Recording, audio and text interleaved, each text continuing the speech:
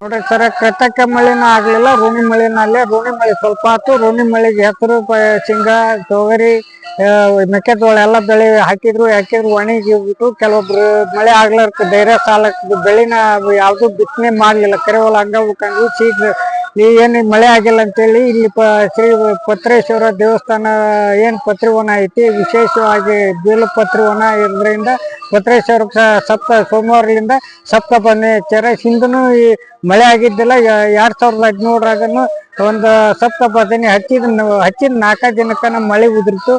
ಜಟಿ ಮಳೆ ಆಯ್ತು. ಈ ವರ್ಷ ಮೊನ್ನೆ ಈಗ ಹಚ್ಚಿದ 4 ದಿನದಲ್ಲಿ ಈ ಮಳೆ ಆಗೈತಿ. ಅಂದ್ರೆ ಹಿಂದಿನ ಸಂಪ್ರದಾಯ ಪ್ರಕಾರ ಈಗಿನ ಮಳೆ ಯಾವಾಗ ಹೋಗುತ್ತ ಅದು ಒಂದು ಸಪ್ತಪದಿನಿ ಹಚ್ಚೋದು ಒಂದು ವಿಶೇಷಕ ಅಂತ ನಾ ಹೇಳ್ಬೋದು.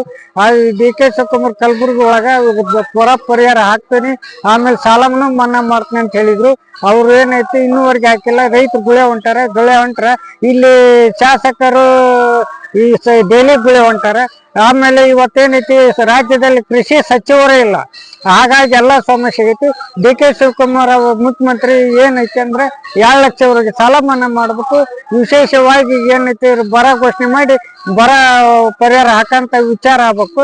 ಅಂದ್ರೆ ಯಾಕಂದ್ರೆ ಈ ಸದ್ಯ ಮಳೆ ಆದ್ರ ಸತ್ವ ಮುಂಗಾರಿ ಅಂತ ಹಾಳಾಗು, ಹಿಂಗಾರಿ ಬೆಳೆಗೆ ಅಷ್ಟು ಅನುಕೂಲ ಆಗುತ್ತೆ. ಸದ್ಯ ಶೀಘ್ರದಲ್ಲೇ ಬರ ಘೋಷಣೆ ಮಾಡ್ಬೇಕಂತೇಳಿ ನಾನು ರೈತ ಸಂಘದ ರಾಜ್ಯ ಉಪಾಧ್ಯಕ್ಷ ಚಂದಪ್ಪ ಕುಳೂರು ಮನವಿ ಮಾಡ್ತೀನಿ.